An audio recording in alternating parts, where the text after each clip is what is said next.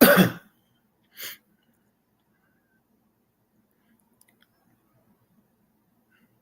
it like a countdown or is counting up?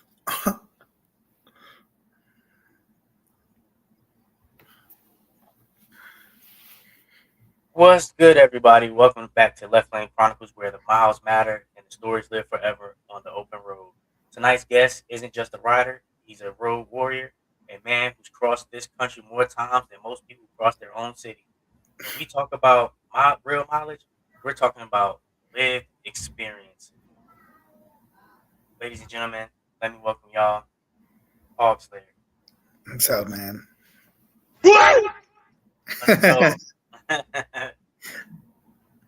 So, before we get started, I do want to give a shout out to the brands that are sponsoring myself. Give a shout out to Eagle Lights, keeping riders visible no matter the conditions, and Bad Boy Cycles for their seats and their engine guards and all the wonderful things that they have created and put out there for riders like yourselves to utilize. Now back to the show. So gotta ask, where did the name Hawk Slayer come from? All right. So the first part, well, I'm in the Marine Corps, right? I was a Marine Corps drill instructor. And as a Marine Corps drill instructor, well, we call the recruits hogs. So the name stuck from there. And then also I was an avid hunter before I started riding, like avid hunter. I used to hunt hogs down in Georgia. So it was that, the hunting of the hogs, and then the bike. So kind of all three of those stuck together, and next thing you know, Hog Slayer. Yeah. So outside of the helmet, Mm-hmm. Well, I want to go back to what you said. I don't know. My instructors never called me. They ain't call you no hog? Nah, they call other names. All right. but you know how that goes. You know? Yeah. More other inappropriate things. I was like, oh man, funny story about that. I actually still keep in contact with one of my drill instructors. Oh, that's what's up. And I was stationed with my chief drill instructor's wife. Mm-hmm. She was actually one of my gunnies. So it was pretty dope. And I seen him at a cookout that we was having. I was like, yeah, I remember you. Yeah, like, should yeah, what do you remember? I said, I remember you had that one who put his man parts up against the stanchion and then leaned back. He started laughing. We had a good laugh about that. That was one of the funniest things I've ever seen. Those instructors definitely do some crazy things. Yeah, it's a great Let's time. give it up for those instructors. So outside of the helmet, Mm-hmm. Like, who are you outside of the ride helmet besides being?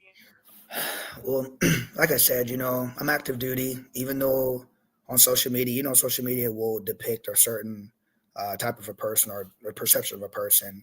I'm active duty. I work on Camp Johnson, which means I'm a formal school instructor. I teach my MOS to entry-level students that come into the Marine Corps. I've been doing that since December of 2024. Before that, this year I'll be in the Marine Corps for 18 years, so I've been in the Marine Corps for quite a bit. I have 2 kids. My kids live in Colorado. When I'm not riding, I'm visiting them. Sometimes I ride and visit them. Make the best of both. But yeah, other than the riding, which takes predominantly most of my time, my free time, I'm a Marine and I'm a dad. Okay. Yeah. And I would say,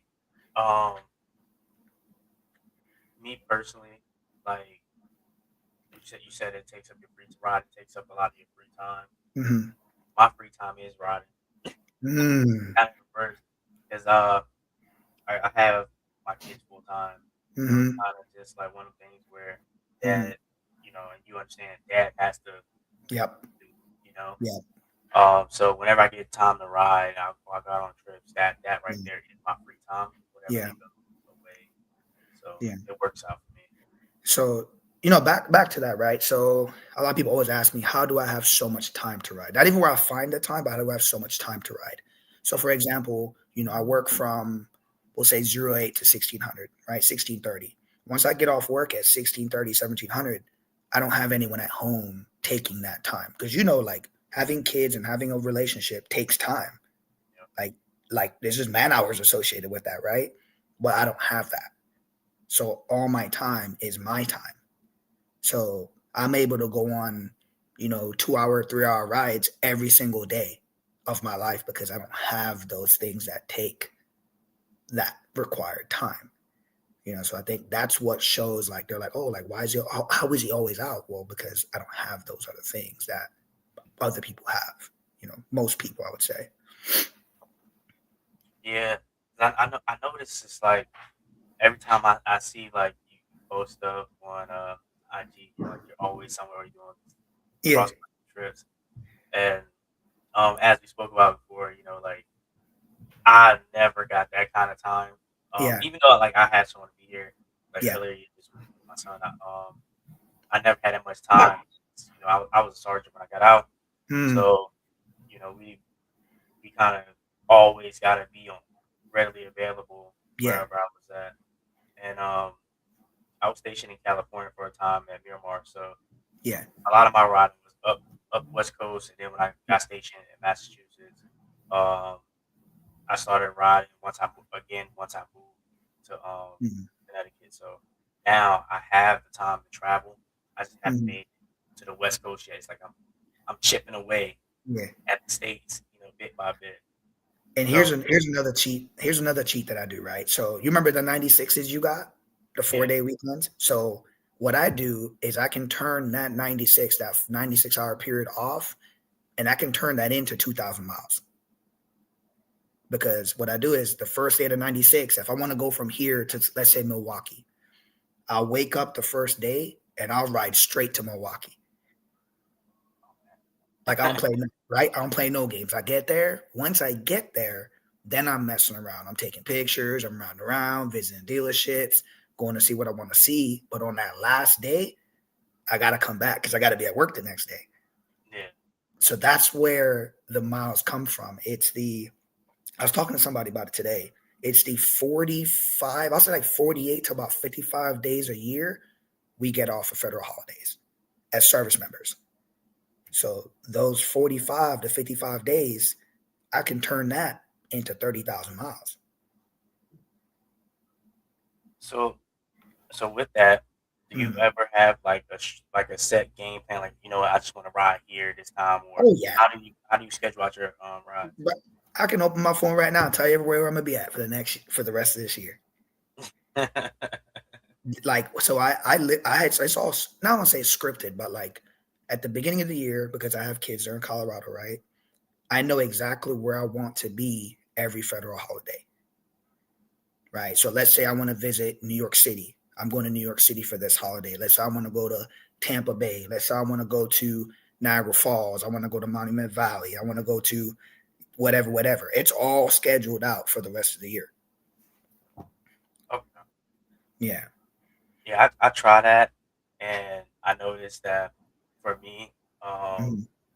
I can't due to certain circumstance, I can't plan Mhm. out like that. For sure. Uh, as much as I want to, I gotta Mhm. pick and choose like which events Yeah. I'm going to attend. Yeah. Um, it's like a lot of my trips I made them happen within the weekend. Mm. Um, so like Mhm. I rode to Detroit and St. Louis in the weekend, and still made it back in time to Okay. What's the uh, same? This is just like that. Then it's the same thing. Like yeah, I do the like what I mean. If there's an event coming up and that weekend was already co-located, I'll make it happen. But like like major events like Harley Davidson Homecoming or anything that's farther away that requires a little bit more logistics of figuring it out, those have to be scheduled. Like I can't mess with those because it's too far. yeah. Um, which is why I do that because I'll get invited a lot of times to other events, and if I'm not scheduled, I'll double. I won't say double book by myself, but I'll tell people I'm coming to stuff that I know I can't make it to. Yeah. So I mean, I had to create a schedule as I continue to do this, this path of riding and sharing and stuff. okay. And so speaking about like the passion for riding, what Mhm. first got you into motorcycles? Oh man, this question is always good. um, so in 2016, I was talking to this one chick, and it's funny because when we were talking, just having conversations, it came up that she was a rider. She didn't have a bike at the time, but it came up she was a rider. So I was like, okay. Like I was like, what'd you ride? She told me she rode sport bikes, and I was like, I can't have this chick be a rider, and I ain't gonna be no rider. You know what I'm saying? Like, so like literally from day one to licensed rider, it was 30 days. Oh man. From not knowing to knowing, 30 days. I'm not even exaggerating, right? So I got my permit. I learned on an R1, and from zero to licensed, it was 30 days. And that's when it all started. And I was like, oh, it's a wrap now. So learning on that R1, was that R1 your first bike? Yes. Okay. Yeah. Yeah. Dang. I wish I had pictures of that Yeah, one. I know. I know. I think about it all the time. Like that was a part of the writing path that I really didn't focus too heavily on because I'm new to it. I didn't know where it's going to take me yet. But it wasn't until like 2019 is when it really hit me. Like, okay, what do I want to do with this? And then one of my close friends, we were drill instructors together. I joined his club at the time, and then that's what really started the whole miles and traveling and seeing other states. That's what kicked it off around 2019. And then from there is history with buying Harleys and road glides and just traveling across the country. So when do you think that riding became more of a hobby for you, or did it ever just become like a hobby for you?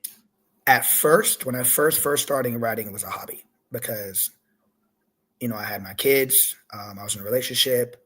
Then it was like you said, it was the riding was free time. But once I lost that, once I lost, things didn't work out. I lost my family. My kids didn't live with me anymore. Then it opened up a lot of free time, a lot more free time. And I asked myself, what do I do with this free time? What constructively can I do? So around 2022 is when I truly devoted that energy and time to traveling and capturing the trips. And that's when all the reels and pictures and going to national parks and going to see places. That's when that all started. Was around July 2022 was when it really kicked off. Okay, and I know that you travel since you travel a lot, you go cross country pretty often. Hmm. Like what was your first cross country ride, and what was that like? My first big ride was when I visited my kids around May of 2000. I want to say May 2022 was when I did my first iron butt. And I rode from Southern California to Aurora, Colorado. And then once I did that is when I was like, okay, like this ain't so bad. And then from there, I just kept piling on. From there it was history. Once you do the iron butt once, distance and time becomes relative because you could do it now. You know what I mean? Like, I know a lot of people that do those challenges, um, and turns out like I have a few buddies of mine that be like, well, you pretty much did the challenge so many times, you might as well go ahead and do it and get it logged in. yep. But for me, I don't know. I really don't care too much. Like I try to tell them, I really don't Mhm. care too much for the challenges Mhm. because I feel like if I'm put myself through a challenge of that sort, then I'm Mhm. not focused so much on the ride. I'm focused on like time and That stuff like that. that is true. I will tell you this: when I did the actual challenge, I didn't enjoy it. Because there was a lot of stipulations with the challenge. You have to have receipts. You have to have start miles, start time, finish miles, finish time, and it's just no way to enjoy the ride that way.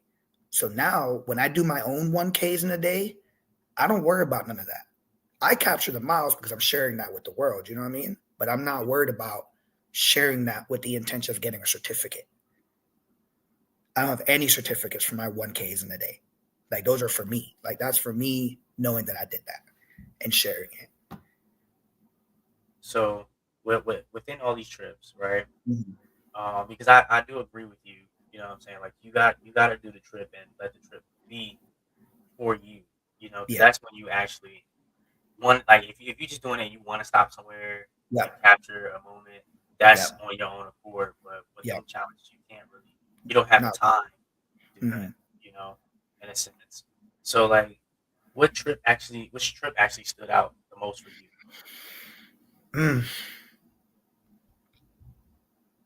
Maybe about 2 years ago, maybe 2.5 years ago, I did my first big cross country trip. I did 33 states, about 7,500 miles in like 8 days. And that's when I knew my true like writing, enjoying, and viewing and sharing potential. So it's around like 2022, August 2022. So every year since then, in August of every year, I do about anywhere from 8 to 12,000 miles that month. Oh, I take the days off, and I mean, like, I know where I'm going, right? I plot a yeah. destination, and I just ride. Like, I ride to some far reach of the country, go see somewhere I haven't seen. I share it, and I come back about 8, 10 days later. So what would you say be what was your longest stretch in a day in one Oh, shot? longest stretch in a day was July 4th. I don't want to mess the year up. I want to say 2024, July 4th, 2024. I did 1,719 miles in 25 hours. All right. I would say my longest stretch. I would say my ride to Knoxville, Mm-hmm. but then I think actually it might be that one because my St. Louis to New York was maybe what 14 hours. Mm-hmm. And I want to say the ride to Knoxville was probably about because I had some complications during that trip. Yeah. Um, so I want to say I was on the road for maybe 16, 17 hours. Dude, Out like here, though.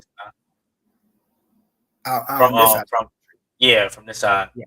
So I went from CT all the way down to Mm-hmm. Knoxville, and then that was my longest in one shot. That was my Mm-hmm. first time doing a cross country trip. I would Mm-hmm. say, well, not cross country, but Yeah, for I was on sure. my way to Oklahoma. So I will tell you this, man, and this I tell people this all the time. Riding on the East Coast and riding on the West Coast, maybe even the Midwest, is completely different because the speed limits and the states and all that changing of terrain and all that and traffic halts how fast you can get to your destination out here. On the West Coast, yeah, I was able to do 1,700 miles in 24 hours because the speed limit is almost obsolete out there, bro. It goes so everybody goes so fast out there. It's a wild west out there on the highways, right? Yeah. But out here, you can't be playing no games going 80, 85 on the East Coast highways, boy. they Oh, trust me, I know. they boy I know. they I know the difference. Because there was times where, like, when I first started riding, I started riding when I was stationed in San Diego, yeah and I would always be up and down the coast. yeah. That's back when I had my sport bike. I had a Kawasaki '08 Kawasaki ZX6R, and that was my first bike. Mm-hmm. And, and like you said, it's a whole different ball game out there. And I try to Yes, tell riders that only rode on the East Coast. It's different when you ride on the West Coast. It's a whole other thing, them So boys can ride. Not saying that East Coast can't ride, but them boys ride fast out west. yeah, They don't be it's playing that shit. You can't get on the highway talking about 70 miles per hour west. You gonna get yeah, left. no. That I, I want to say the minimum out there is at least 80. yeah, and And especially if you hitting like Texas lines, oh yeah, ain't sure not going those oh those yeah. 65, 70. My bad. So I was going through Montana and I was doing like 85 miles per hour. I felt like I was going slow because cars were going so fast, man. I was like, yo, like I'm not about to do 90, 95 weighted down on my road guide because everybody else want to drive mock Jesus trying to get to where they're going at. I was in a slow lane, bro, going 85, 90 in Montana. Like they drive fast, man. So on these long trips, how does a long journey change your mindset? Mm. Well, you about to start touching the soul now, huh? So for me, the trips are more than 100%. The trips are not a hobby. None of the trips I go on are because like they're for me, man. Like straight up, like because I don't have my kids with me, there's like a void that I lost. There's a void that I can't fill since they've left. And one of the only constructive things I can do to fill that emotional and physical void is to reset on those trips. You know what I mean? It's kind of like a therapeutic thing for me, like just to reset myself because, like as a father, like it's a constant reminder that you miss your kids. Yeah. So like I do that for myself because it's like it's a give back to me and it's like a therapeutic thing for me. So like the trips are really a mental refresher for me more than any type of depiction of a hobby, if that makes sense. And I feel like with a lot of people that don't ride, don't understand too, is that when you're out there on that road, it's like you said that right there is your therapy. Mm-hmm. There could be other outlets that you could be going to. Mm-hmm. Like some people go to like drinking, some people go to Yeah, smoking, some people they just strictly just indulge in anger yeah, and act out. But the fact that you're able to throw your leg over that bike and go on them rides yeah. and let that be, what I'm saying, in a way of your salvation, I would say, to ease your mind, Mm-hmm. that within itself is something special. And I feel like sometimes when like we all as bikers we all go through stuff, you know what Mm-hmm. I'm saying? And for us to be able to be out there without worrying about, the day to day Yeah, and just focus on us, the road and yeah, our bike, and getting to our destination, that right there within itself is wonderful because your destination isn't the end, it's just part of the journey. yeah, for sure. That's how I feel Yeah, whenever I man. get on my bike. Oh yeah, man. And then this along this path, I've been able to realize that riding to some people is a hobby. Riding to some people is not how it is for me. Like it's way past the hobby for me. Like it's pure love and passion for me and therapy.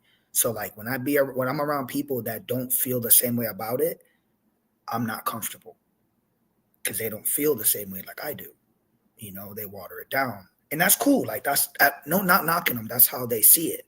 But I don't see it that way. So I got to do what I'm doing by myself. So Yeah. that's often why I'm by myself because a person might not appreciate when I see the sunset and I'm like, yo, I want to stop and appreciate the sunset before it goes down.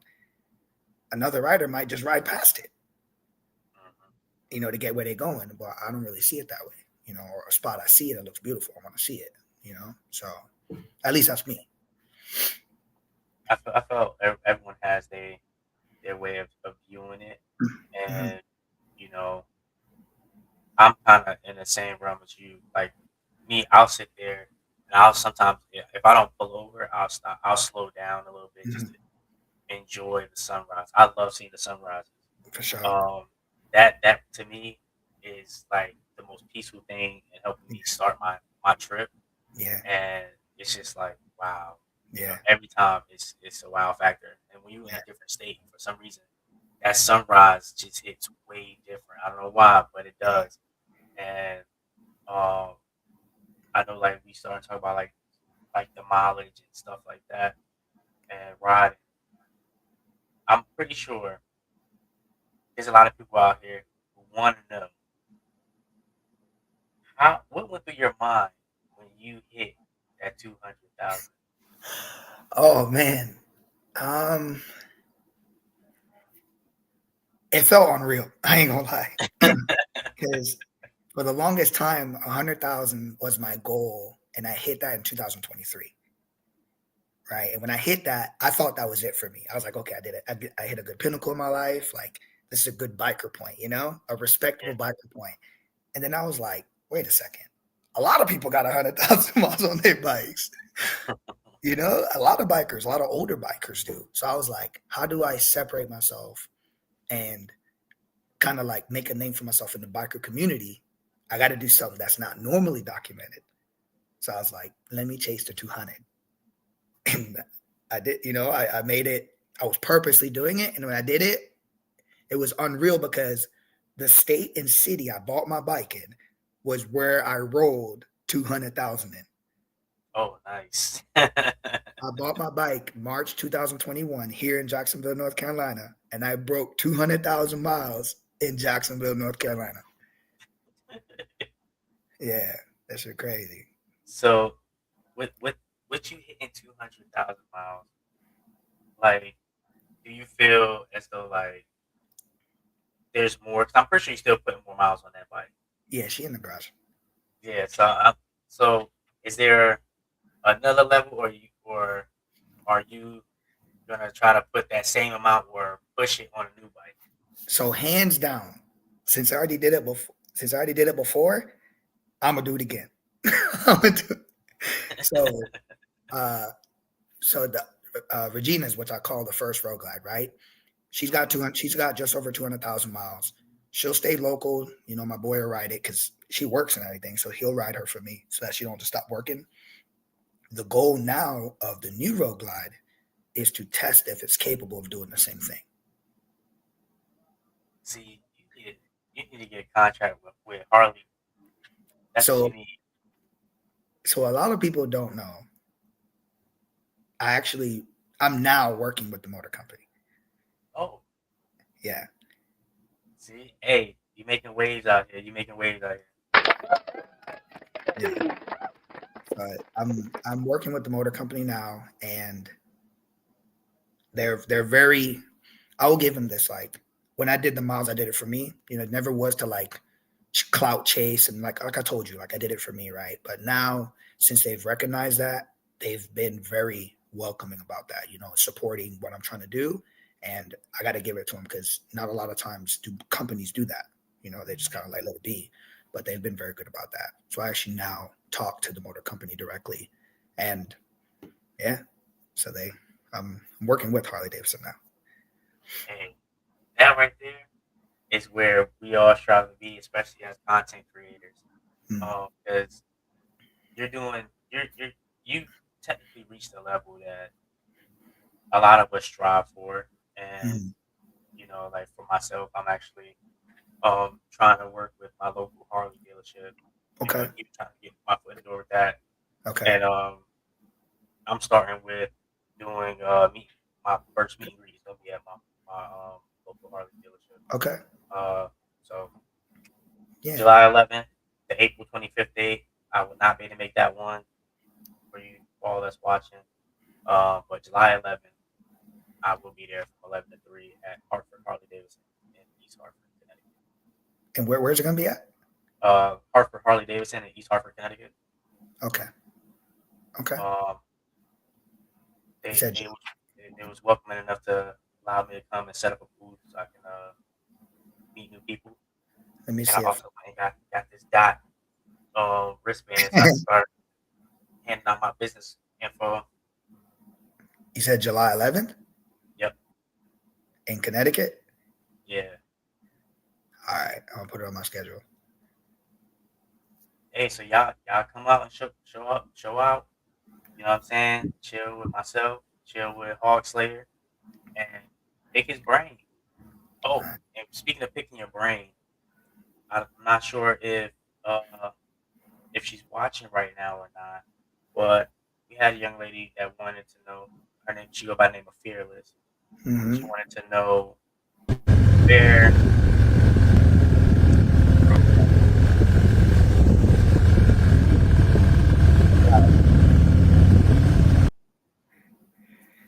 Bro, you got me excited, bro. I'm about to go right now. Every time I watch that video, man, I swear that I cannot, man. The place so beautiful, man. So where's that road located? That is Glacier National Park, going from the east entrance to the west exit. It's in Montana. That is about an hour away from the Canadian border. So it's the Okay. most western and northern part of the country.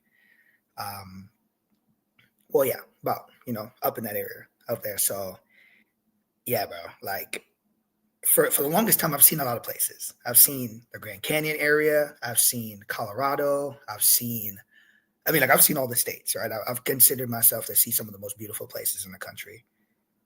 I've never physically seen a place so beautiful in my life until I went to Glacier National Park, bro. I can't stop smiling about it because it's crazy how pretty that place is, man. That Glacier National Park is actually on my bucket list. Bro. Um, I've seen a YouTuber by the name of Just GQ. I've Hmm. seen one of his videos. I seen when he went there, and I was like, man, that right there is Bro. my goal to at least reach that location. I That waited for Grand Canyon. I waited for a while to see it, and I'm glad I did because when I got to see it, I went on my time. And I wasn't in a rush, and it was a perfect trip. I took a bunch of pictures out there. I watched the sunset before I rode the next morning. Like I soaked that trip in, man. Like every time I see the video, I be cheesing because it's so good. And Glacier National Park, though, it's a beautiful park, man. If you can make it, the weather's a little treacherous sometimes because it's high up. At one point, it was really foggy, and then it became clear. I know sometimes people have gotten wet up there. Like it's a little unstable because of the elevation and all that. But as long as you can monitor it, it can you can enjoy it. Just bring leathers So, though. so what would you say would be a good time of year to go there? I went in August, and I think August is probably the most either July or August is probably the most best time of the entire country to visit because it's summer for the entire country. It's still cold up there though. It's still cold up there. It was still in the 60s, even though it was August. So it ain't like it's gonna be warm up there. Um, but if I was to say the best time to go, don't go on a federal holiday because national parks are packed every time on holidays. If you can go during the week, during July or August, would probably be the best time of the year to go. And monitor the weather though, because that weather can change quickly. I'll definitely do that. Mm-hmm. So let's talk about what's next for Hawksler. After 200K miles, what is next? So this year, because of the I'm working with this new motorcycle, right? With the motor company, it shifted what I wanted to achieve originally. So now, because I have this new motorcycle, she's never been to 50 states. She's never been to the 48 states. The first thing is, let's do that first with her. Take her to all 48, take pictures with some state signs, get her to touch them and all that.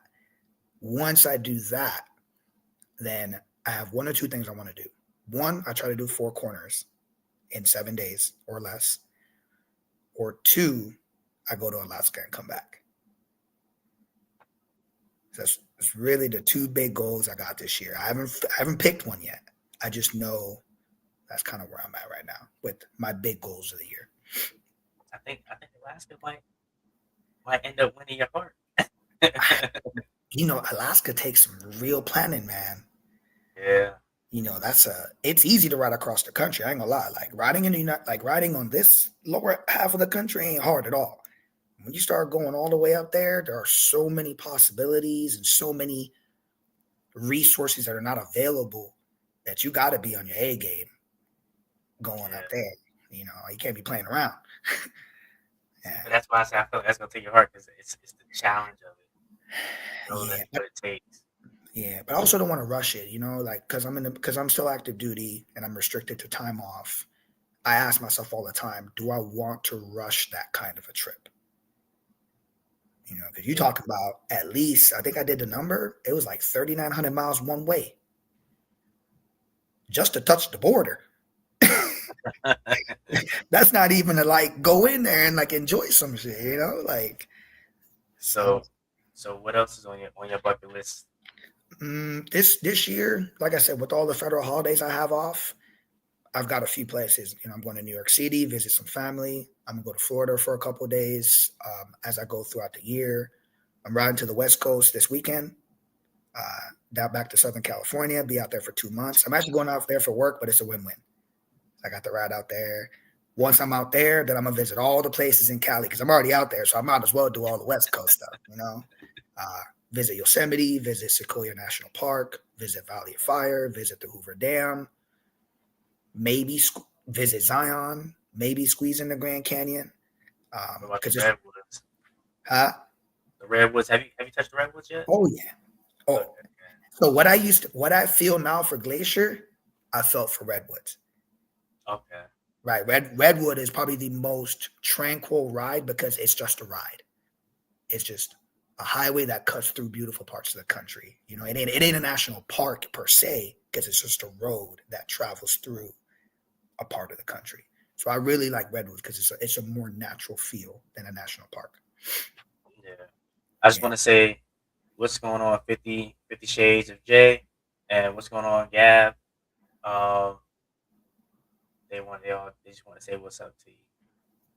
What up? What up? So with all of that going on, 'cause Mm-hmm. I want to do. Um, I've been in Yosemite. I've been through Yosemite.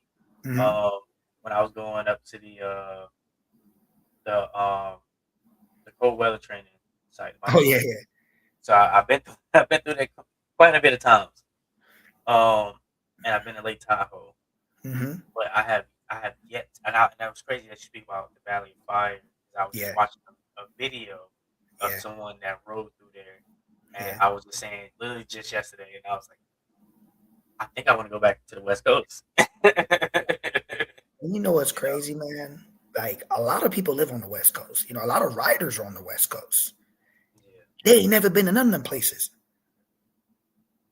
They take that convenience for granted, and it's crazy.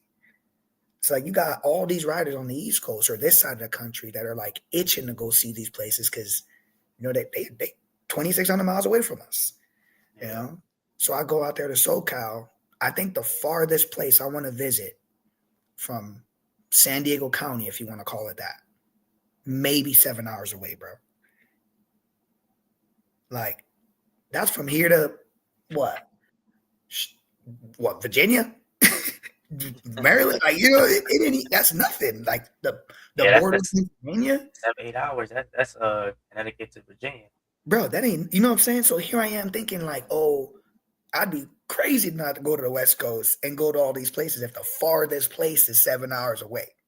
Yeah. Oh, I'm going. Hey, all I say is you're doing it the right way. You taking it by every stride.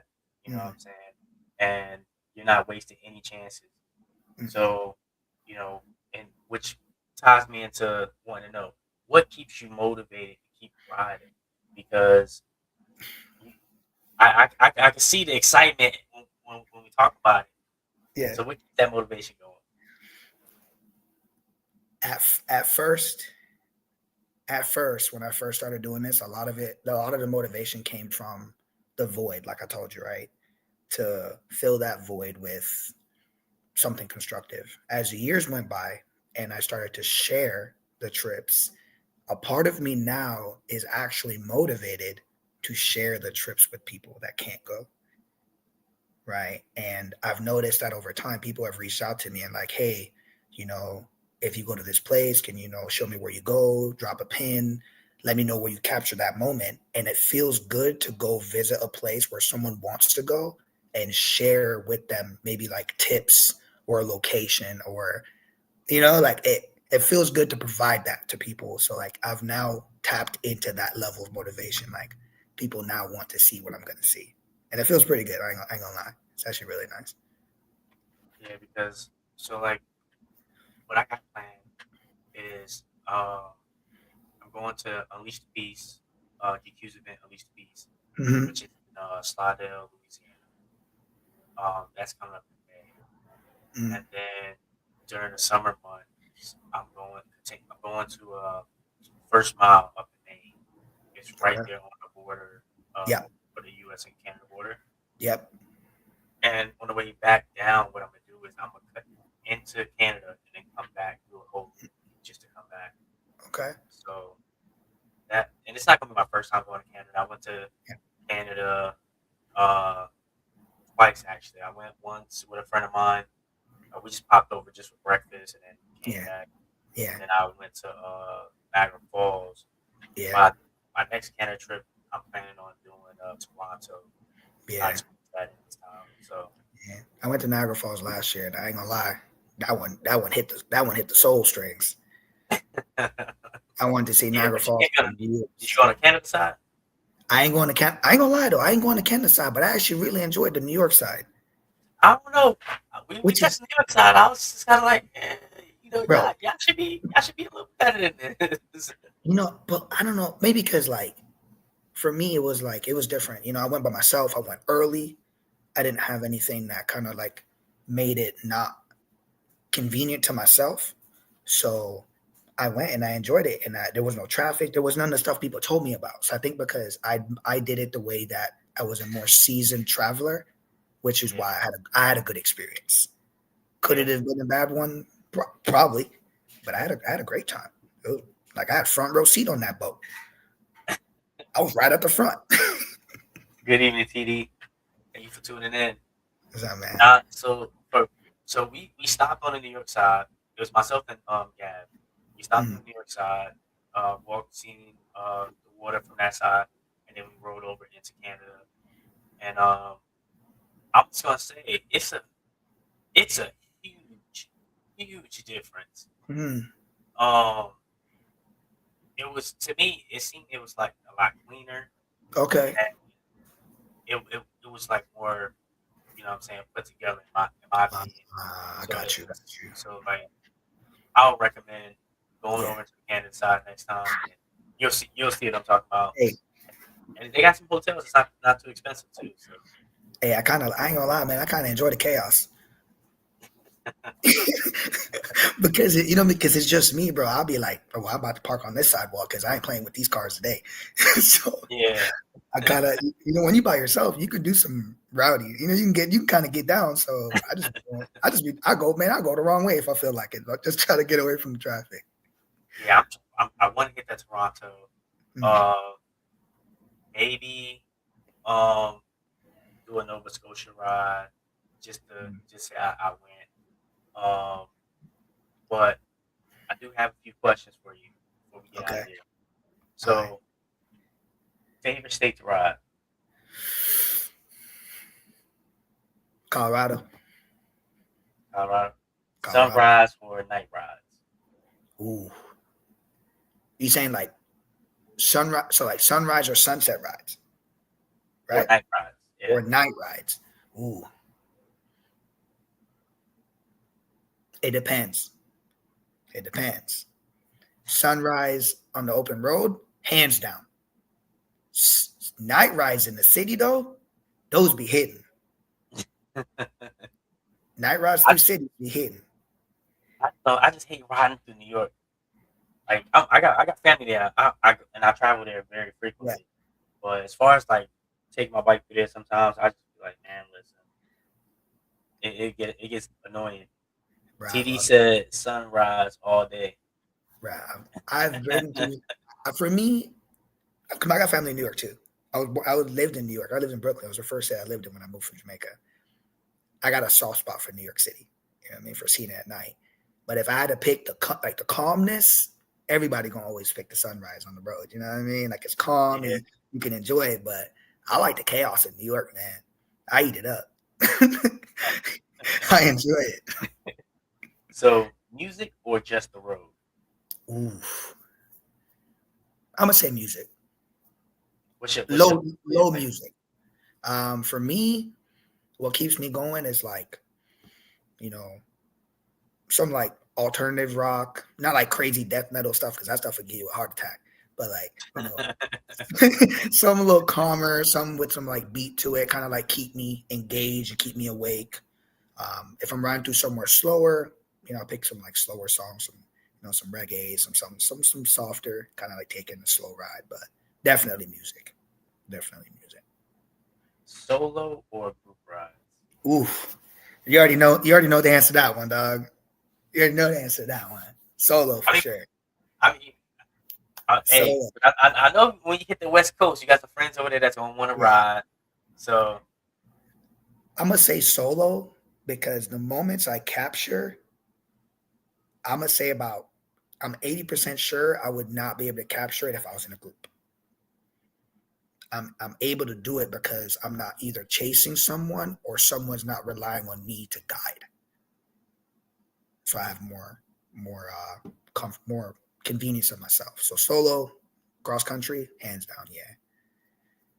See, I don't mind. Like I like solo rides too because of that Mm-hmm. reason. Like I'm going at my own pace, Mm-hmm. and you know, not everybody is gonna want to see what you think is cool. Mm-hmm.